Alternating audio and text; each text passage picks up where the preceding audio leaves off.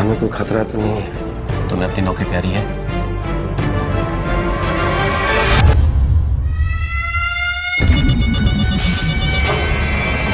Bhopal union carbide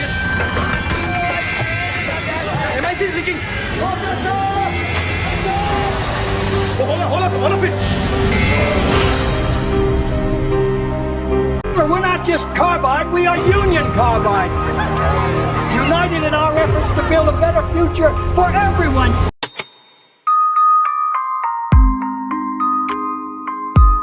hey guys, so welcome once again to our channel. और मैं हूं रजत, आपका दोस्त, आपका होस्ट। और आज मैं आपके सामने मेरे पहले फर्स्ट पॉडकास्ट की सीरीज़ उसकी स्टोरी मैं आपके सामने लेके आऊँगा। ये एक बहुत बड़ा डिज़ास्टर, एक बहुत बड़ा इंसिडेंट है जिसके बारे में आज मैं आपको पूरा विस्तार से बताऊँगा। बात आज से 38 साल पहले की है और 1984 की मैं लगभग बात कर रहा हूँ आपसे मैं आज। ये भारत का, सिर्फ भारत का ही नहीं, कहते हैं कि दुनिया के सबसे बड़े इंसिडेंट्स में से एक है, बल्कि सबसे बड़ा इसको इंडस्ट्रियल डिज़ास्टर ही मैं बोलूँगा। बहुत बड़ा इंडस्ट्रियल डिज़ास्टर था, लाखों लोग इससे प्रभावित हुए थे, हज़ारों लोग इसमें मारे गए थे और ये सारा घटनाक्रम 2 दिन के अंदर अंदर हुआ था गाइज। सो बात है 3 दिसंबर रात को 12 बजे 1984 की, 1984 की 12 बजे करीब कुछ वर्कर्स में ये फैक्ट्री जिसकी मैं बात कर रहा हूँ, इसका नाम है union carbide India private limited.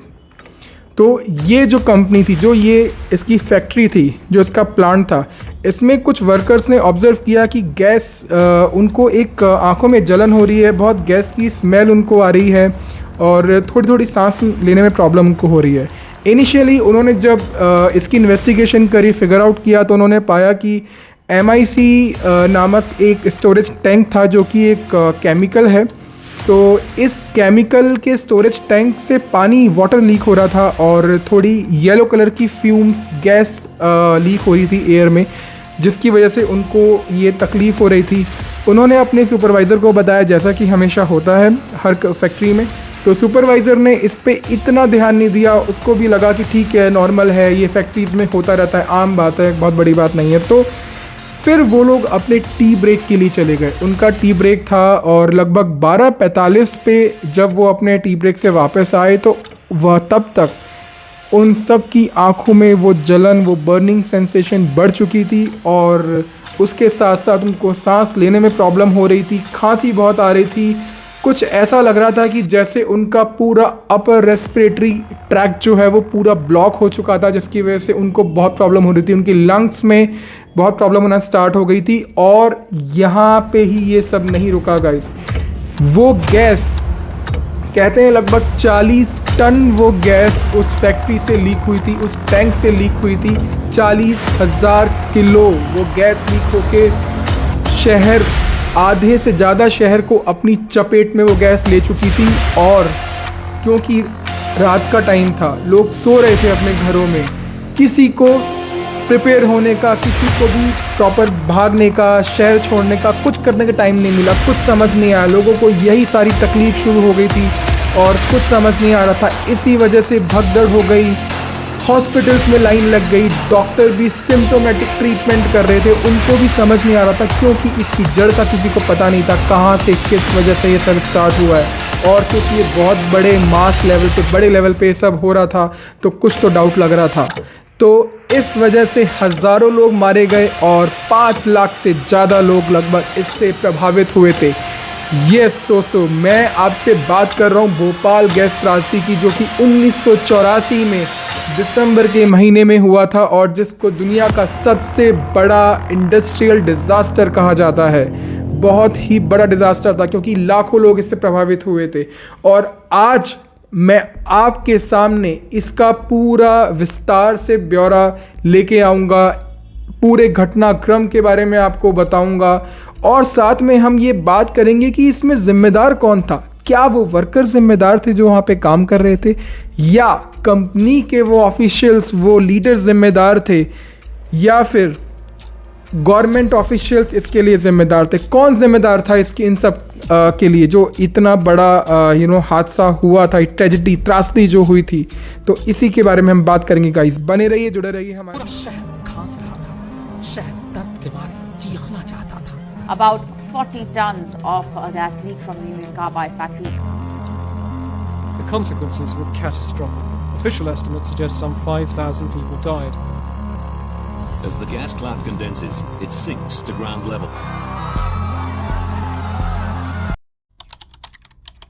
So, बात हम कर रहे हैं यूनियन कार्बाइड इंडिया लिमिटेड की। ये फैक्ट्री जो थी Texas based United states headquartered company थी। इसका हेडक्वार्टर यूएस में था और इंडिया में इसकी सब्सिडरी थी, जो कि लगभग 1969 में ये कंपनी इंडिया में यहाँ पे इसका प्लांट ओपन हुआ था भोपाल में। और अगर हम इसके स्टेक की बात करें तो लगभग 49% जो स्टेक था इस कंपनी का, इसके जो शेयर्स थे वो Indian investors as well as government के पास थे। तो 51% जो था वो मेन कंपनी के पास था और जो पेरेंट कंपनी है, और बाकी जो इसकी सब्सिडरी का है उसका 49% जो है वो इंडियन इन्वेस्टर्स एंड गवर्नमेंट के पास था। तो ये कंपनी जब स्टार्ट हुई थी, यहाँ पे फैक्ट्री जब ओपन हुई थी, तो ये 7 नाम के एक इंसेक्टिसाइड था जिसको प्रोड्यूस कर रही थी। और उस टाइम पे एक बहुत ही इनका एक फेमस एडवर्टिजमेंट, जो एक इमेज थी वो पॉपुलर हुई थी, जिसमें कि कुछ किसान जो हैं वो अपना खेतों में चल रहे हैं अपने गायों बैलों के साथ, और ऊपर से एक टेस्ट ट्यूब आती है जिसमें से एक हाथ आता है जिसमें हाथ में टेस्ट ट्यूब है और उससे केमिकल निकल रहा है जो कि नीचे फील्ड में जा रहा है। और वो बताना ये चाह रहे थे, क्योंकि उस टाइम पे हरित क्रांति वगैरह ये सारे रेवोल्यूशनरी मूवमेंट्स चल रहे थे गवर्नमेंट के साइड से, और ये बताना चाह रहे थे कि हम कैसे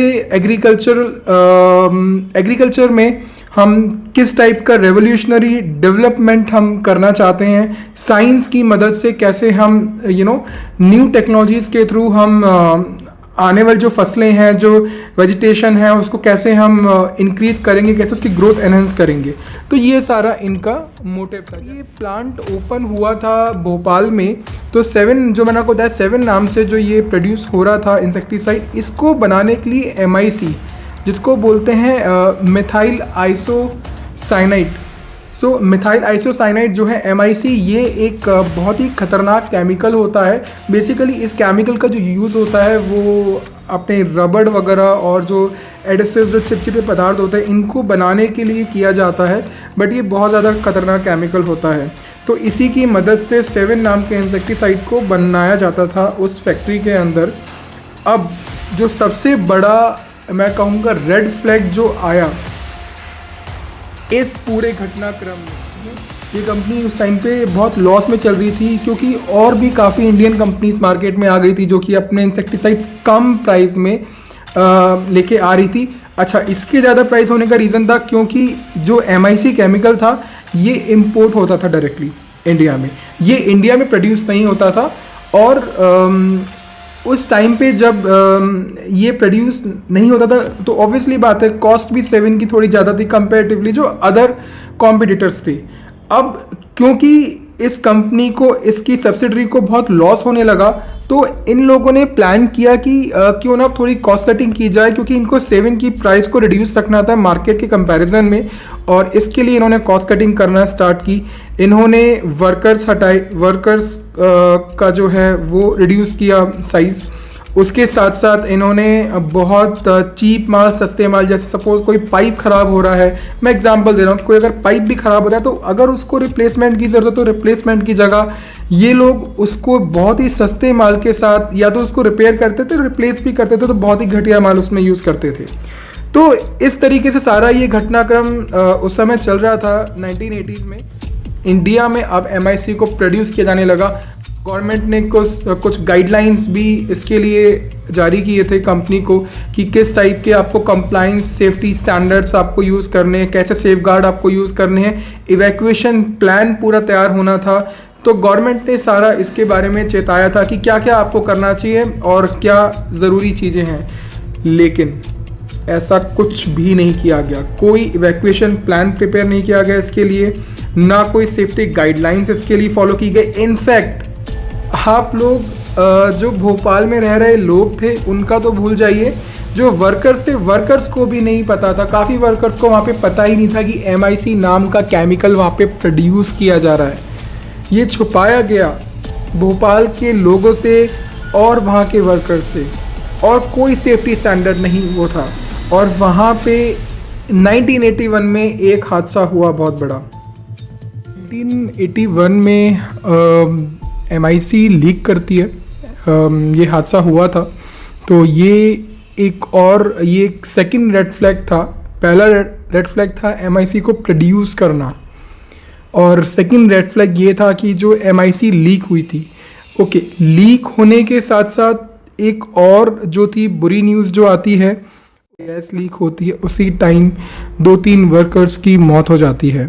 उसमें से एक जो वर्कर थे वो थे मोहम्मद अशरफ करके एक नाम था, जिनकी मृत्यु हो जाती है उस इंसिडेंट में, 1981 के इंसिडेंट में।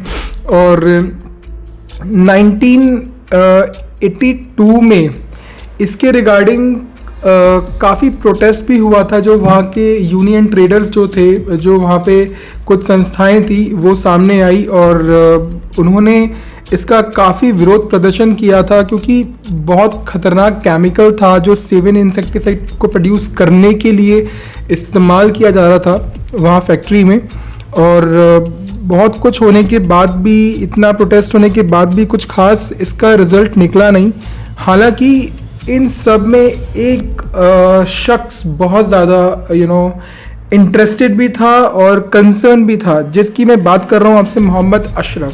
सो अपने मरने से पहले वो एक काम कर गए थे। उन्होंने इस सारे घटनाक्रम की जानकारी और जो भी इनसाइडर स्टोरी थी जो वहाँ पे चल रहा था, उसके बारे में काफ़ी कुछ अपने एक पत्रकार दोस्त को, एक जर्नलिस्ट जो कि राजकुमार केशवानी जो थे, उनको इसके बारे में बताया कि किस तरीके से ये वहाँ पे काम हो रहा है और कोई रूल्स रेगुलेशंस फॉलो नहीं किए जा रहे हैं और कितना रिस्की है ये सब। और इस पे राजकुमार केशवानी ने एक आर्टिकल भी जो था वो इस पे मतलब एक निकाला था आर्टिकल उन्होंने, जिसमें उन्होंने बताया था कि 20% of the population of Bhopal is residing near to this factory, जो कि बहुत बड़े खतरे में है। और उन्होंने काफ़ी इंसाइडर स्टोरीज जो थी वो गैदर की थी और काफ़ी कुछ कॉन्फिडेंशियल इंफॉर्मेशन निकाली थी इन्होंने फैक्ट्री में से, और उस पर पूरा इन्होंने ये आर्टिकल जो था वो लिखा था, और जिसका सब्जेक्ट लाइन इन्होंने ऐसे मेंशन किया था, बचाइए हुजूर इस शहर को बचाइए। साथ साथ इन्होंने उस टाइम चीफ मिनिस्टर को भी इन्फॉर्म किया था, प्लस सुप्रीम कोर्ट में भी इसके रिगार्डिंग कंप्लेन की थी, पिटीशन दायर की थी कि इसको स्टॉप किया जाए, इसको रोका जाए। लेकिन उस समय कुछ खास सुनवाई इस पर हुई नहीं,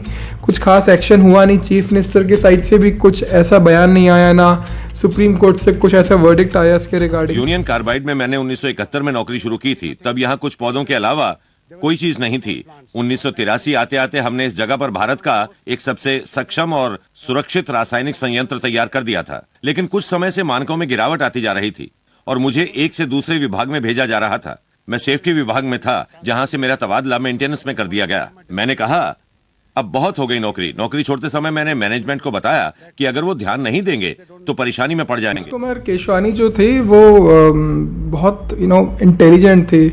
एक्चुअली वो टेक्निकल नहीं थे, बट उन्होंने जो स्टोरीज, जो इनसाइडर स्टोरीज सुनी थी और जो भी उन्होंने कॉन्फिडेंशियल रिपोर्ट निकाली थी, अब उन्हें समझ तो वैसे कुछ खास नहीं आ रहा था, क्योंकि वो अकेले ही थे इन्वेस्टिगेट करने वाले और कोई उनका साथ देने वाला था नहीं उस टाइम पे, जो कि टेक्निकलिटी उनको समझा सके। इस पूरे जो प्रोसेस, जो पूरा अंदर प्रोसीजर जो चल रहा था फैक्ट्री में, तो उन्हें एक वर्ड मिला जिसका नाम था फॉस्गेन करके एक और गैस थी जो कि वहाँ पे प्रोड्यूस हो रही थी। तो फॉस्गेन गैस जो थी, ये वर्ड उन्होंने एक्चुअली सुना हुआ था, क्योंकि सेकेंड वर्ल्ड वॉर के टाइम इस गैस का यूज़ हुआ था उस टाइम पे। ये गैस चैम्बर वगैरह में गैस भरी जाती थी और बहुत ही पॉइजनस गैस थी। तो उससे उनको ये समझ आया कि हाँ, ये बहुत ज़्यादा रिस्की और बहुत ज़्यादा थ्रेट है ये। तो अब हम बात करते हैं कि डिटेल में उस प्लांट के अंदर क्या हो रहा था। उस प्लांट में MIC के 3 जो थे वो चैम्बर थे बेसिकली, जिसके 3 जो और वो काफ़ी बड़े चैम्बर थे और अंडरग्राउंड थे वो चैम्बर दरअसल। वहाँ पे उस टाइम पे 3 टैंक थे, जिसमें से एक का नाम था E610, एक था E611 और एक था E619 करके ये एक टैंक थे। 3 ऐसे टैंक थे। तो उस टाइम पे जो प्रोसेस था, जो मैंने पढ़ा था इस प्रोसेस के बारे में, ये 2 टैंक को फिल करके रखते थे सिर्फ MIC के साथ। उसमें MIC और एक टैंक जो था उसको एम्प्टी रखते थे ड्यू टू सेफ्टी रीजंस। और गौर करने की बात यह है कि जो 2 टैंक होते थे उनको भी ये सिर्फ 60% कैपेसिटी के साथ ही फिल करना होता था और बाकी उसमें नाइट्रोजन फिल करी जाती थी प्रेशर बनाने के लिए, उसको ठंडा रखने के लिए, और जिससे कि वो आगे एयर में स्प्रेड ना हो या फट ना जाए रिएक्शन से। तो इसकी वजह से उसको नाइट्रोजन से पूरा सेफ रखा जाता था। 60% कैपेसिटी से जो 2 टैंक होने थे उसको उन्होंने पूरा फुल भर के रखा था, पूरा फुल था वो। और उसके साथ साथ एक जो तीसरा टैंक था उसको भी उन्होंने भरा हुआ था। अच्छा, गौर करने की बात यह है कि जो ये टैंक होते थे इसमें 2 पाइप होते थे। तो एक पाइप से तो जो टॉक्सिक गैस होती थी वो मतलब बाहर जाती थी। एक ये डायरेक्टली एक वेंट स्क्रबर करके होता है, एक तरह से फैक्ट्री में डिवाइस होती है। मुझे बहुत डिटेल तो इसकी नहीं पता, बट मुझे इतना पता है कि वेंट स्क्रबर जो डिवाइस होती थी उसका काम ये होता था, जो भी टॉक्सिक मटेरियल निकल रहा है उस MIC के चैम्बर से और जो पाइप से जा रहा है उसको बर्न आउट करना, सो दैट वो एयर में स्प्रेड ना हो। क्योंकि मैंने बताया कि एयर के कांटेक्ट में आने से भी इसका बहुत ज़्यादा नेगेटिव इफेक्ट पड़ता है, बहुत पॉइजनस भी है। तो अब एक तो ये था पाइप, और दूसरा जो पाइप था उससे ये नाइट्रोजन फिल उसमें करते थे टू मेंटेन द प्रेशर। और वहाँ पे एक प्रेशर वॉल्व भी होता था और इसके साथ साथ अलार्म भी होते थे। 3 दिसंबर की रात 1984 क्या हुआ था उस टाइम पे? तो लगभग ये घटनाक्रम रात के 8:30 बजे करीब शुरू हो गया था, क्योंकि 9 बजे के आसपास शिफ्ट चेंज होती थी वर्कर्स की। और जो इनका रूटीन वर्क था, रूटीन वर्क में यूजुअली ये लोग जितने भी केमिकल के जो चैम्बर्स होते थे, जो ट्यूब्स होती थी, उनके जो इनलेट आउटलेट पाइप्स होते थे उनको क्लीन करते थे, ये जो कि इनका रेगुलर प्रोसेस था। उस दिन भी इन लोगों ने यही किया। क्लीन करने के लिए इन्होंने उसमें पानी डालना स्टार्ट किया पाइप्स में। अब प्रॉब्लम ये थी क्योंकि वो पाइप क्लॉग थे, वाटर क्लॉगिंग हो रही थी, पाइप जाम थे, क्लॉगिंग होने की वजह से वो पानी बाहर नहीं आ पा रहा था। अब पानी बाहर नहीं आ रहा था, उनको समझ नहीं आ रहा, उन्होंने अपने सुपरवाइजर को इन्फॉर्म किया। सुपरवाइजर ने बोला ठीक है अभी इसको चलने दो, आगे नेक्स्ट शिफ्ट में इसको देखते हैं। लेकिन किसी ने ये ध्यान नहीं दिया, क्योंकि पानी बाहर नहीं आ रहा है तो पानी जाएगा कहाँ?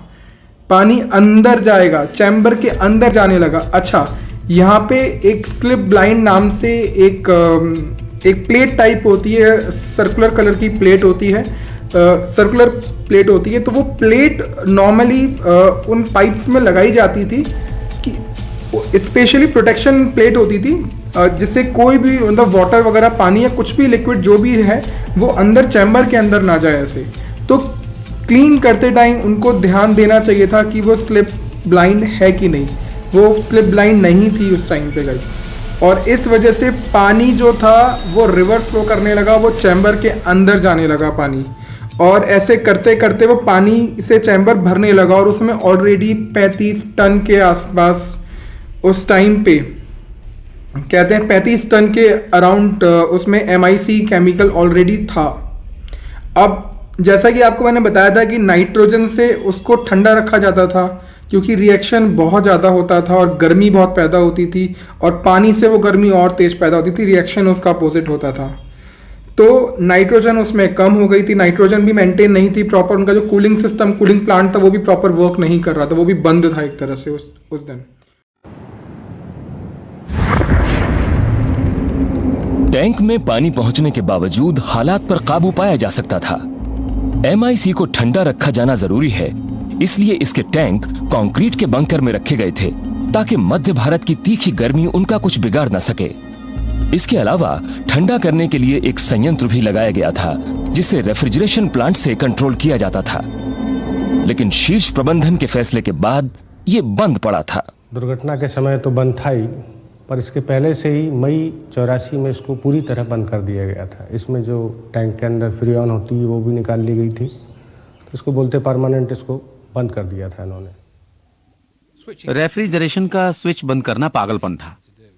इन एक्सोथर्मिक प्रतिक्रियाओं में उससे कहीं ज्यादा गर्मी पैदा होती है जितनी हम निकाल सकते हैं। इसी गर्मी को निकालने के लिए रेफ्रिजरेशन सिस्टम बनाया गया था। उस सिस्टम के बंद होने से ही तबाही के आसार और बढ़ गए। तो ये सारा घटनाक्रम लगभग 12 बजे तक चलता रहा। 12 बजे तक पानी उसमें जाता रहा। इस वजह से वो चैम्बर फटने लगा।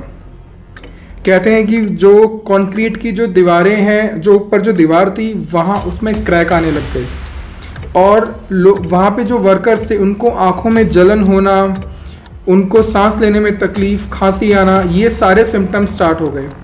इनिशियली थोड़े बहुत सिम्टम्स थे क्योंकि नॉर्मल होते हैं ऐसे सिम्टम्स, और वो फेस मास्क वगैरह प्रॉपर यूज़ करते थे, तो इतना उनको बहुत बड़ी चीज़ नहीं थी। लेकिन ये सिम्टम्स 12 बजे करीब बहुत ज़्यादा हो चुके थे, तब भी इस पे इतना गौर नहीं किया गया। 40 मिनट के टी ब्रेक पे ये लोग गए।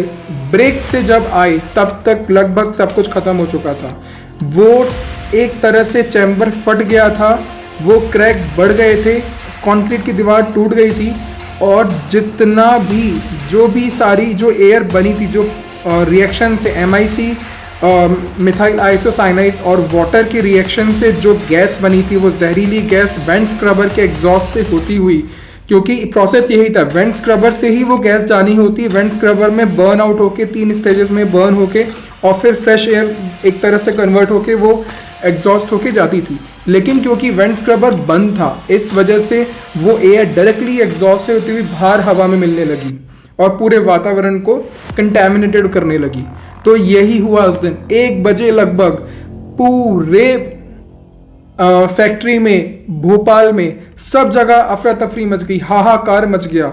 लोग उस समय इतने तकलीफ में थे, आंखों में जलन, आंखों से पानी आना, सांस लेने में तकलीफ, इतना ज़्यादा सब जगह मारामारी होने लगी, और डॉक्टर्स ट्रीटमेंट कर रहे हैं। डॉक्टर्स को सोर्स नहीं पता प्रॉब्लम क्या है, किस वजह से ये सारा सब कुछ हो रहा है। डॉक्टर्स ऑक्सीजन देने की कोशिश कर रहे हैं पेशेंट्स को, लेकिन ऑक्सीजन से उसका और नेगेटिव रिएक्शन हो रहा है। जिन जिन लोगों को ऑक्सीजन दी गई वो सब लोग मारे गए। तो इस तरह से ये सारा घटनाक्रम चलता रहा। अब मैं बहुत शॉर्ट में अब आपको बताऊंगा यहाँ पे सारी मिस्टेक्स क्या थी। सबसे पहली मिस्टेक्स थी कि चीप क्वालिटी के मटेरियल यूज़ करना। सेकंड मिस्टेक थी जो वर्कर्स थे उनको एडुकेट नहीं किया गया कि ये MIC केमिकल क्या है, इसका रिएक्शन क्या होता है। थर्ड गलती थी इवैक्यूएशन का कोई प्लान नहीं था। फोर्थ मिस्टेक थी स्लिप ब्लाइंडर का नहीं होना, जो कि पानी को चैम्बर में जाने से रोकता है। और फिफ्थ गलती थी वेंट स्क्रबर का ख़राब होना, वो काम नहीं कर रहा था। सेवेंथ गलती थी जो उनका कूलिंग सिस्टम था वो भी वर्क नहीं कर रहा था। और 8 गलती थी अलार्म वर्क नहीं कर रहे थे। 2 अलार्म थे, पहला अलार्म था वर्कर्स के लिए, दूसरा अलार्म था पूरे भोपाल शहर के लिए। दोनों अलार्म उस समय वर्क नहीं कर रहे थे। उनका मेन अलार्म वर्क नहीं कर रहा था, एक अलार्म जो था फैक्ट्री के लिए वर्क कर रहा था, बट अगेन मेन अलार्म जो बड़ा अलार्म था वो वर्क नहीं कर रहा था उस टाइम पे। तो अब आप खुद सोच के देखिए कौन जिम्मेदार था इसके लिए। इसमें बहुत सारी कंट्रोवर्सीज हैं, कॉन्स्पिरेसीज हैं। मैं यहाँ पे किसी एक का नाम नहीं लूंगा, लेकिन मैं इतना कहूँगा कि इंसान की जान कुछ चंद रुपयों पे भारी पड़ गई। सस्ती थी इंसान की जान उस समय। कुछ चंद रुपए बचाने के लिए कितने हजारों बेगुनाहों की जान ले ली। That was a mass murder I would say. ये हादसा नहीं था, ये हादसा रुका जा सकता था, क्योंकि 1981 में जब अशरफ खान की मौत हुई थी गैस के कांटेक्ट में आने से, तब भी इस पे काम किया जा सकता था, लेकिन इतनी सारी खामियां। आप एक बार ये देखिए, मैं एक नॉन टेक्निकल पर्सन हूँ, मुझे डिटेल्स नहीं पता फैक्ट्री में क्या होता है, लेकिन जब मैं इतनी डिटेल्स पढ़ सकता हूँ तो वहाँ पे लोग जो काम कर रहे थे उन्हें तो इस पर ध्यान देना चाहिए था। और ये सारी गलती थी जिसकी वजह से सारा हादसा हुआ, इतने लोग मारे गए। इसके बाद 1985 में हादसे के बाद एनवायरमेंटल एक्ट वगैरह बनाया गया, फैक्ट्री एक्ट वगैरह लाए गए, काफ़ी एक्ट बने और इस पे अकाउंटेबिलिटी के लिए भी एक्ट बनाए गए कि कौन रिस्पॉन्सिबल होगा, कौन इसकी जिम्मेदारी लेगा। और फिर 1989 में केस किया गया दोबारा से, लगभग कहते हैं 750 करोड़ का जुर्माना इस पे वो हुआ था। 750 करोड़ करीब कंपनी ने दिए थे। वॉरेन एंडरसन जो थे, वो जो इसके हेड थे, चेयरमैन थे, उनको अरेस्ट भी किया गया, लीगल टीम लगाई गई उनके पीछे, लेकिन तो कुछ ज़्यादा खास हुआ नहीं, वो छूट गए थे, चले गए अपने देश दोबारा वापस। और अभी तक, आज तक केस चल रहा है इसका, पिटीशन अभी भी फाइल की गई है। और मैं आपको बता दूं कि रिसेंटली अभी रिजल्ट आया सुप्रीम कोर्ट के साइड से, उन्होंने गवर्नमेंट की इस अपील को रिजेक्ट कर दिया है और आई थिंक अभी अब कॉम्पनसेशन नहीं मिलेगा। बहुत डिटेल में मैं फिर कभी बात करूंगा कि क्या वर्डिक्ट था, क्या हुआ था उसमें, लेकिन ओवरऑल मैं आपसे यही बोलना चाहता हूं कि इस पूरे हादसे का जिम्मेदार सिर्फ और सिर्फ लापरवाही है।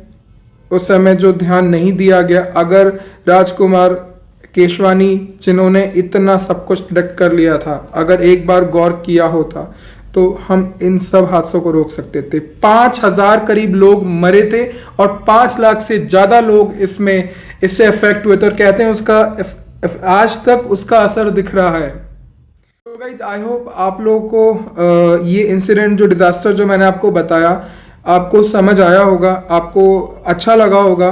और हम कुछ देर के लिए, चंद सेकंड्स के लिए हम श्रद्धांजलि भी देंगे हमारे इस पॉडकास्ट पे उन लोगों को। तो मैं हाथ जोड़ के, आंख बंद करके कुछ सेकंड्स के लिए उनको श्रद्धांजलि देना चाहता हूँ।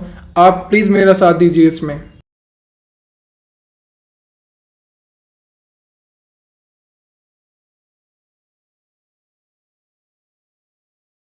सो गाइज, इसी के साथ मैं अपने पहले पॉडकास्ट की समाप्ति करना चाहता हूँ। सो अगर आपको मेरा पॉडकास्ट अच्छा लगा तो प्लीज़ लाइक करिए, चैनल को सब्सक्राइब करिए और वीडियो को शेयर करिए। Thank you so much guys, और बहुत जल्द मिलेंगे आपसे फिर एक नए पॉडकास्ट के साथ, फिर एक नए इंसिडेंट के साथ। तो बने रहिए गाइज हमारे साथ। Thank you so much, bye bye, take care, नमस्ते, जय हिंद।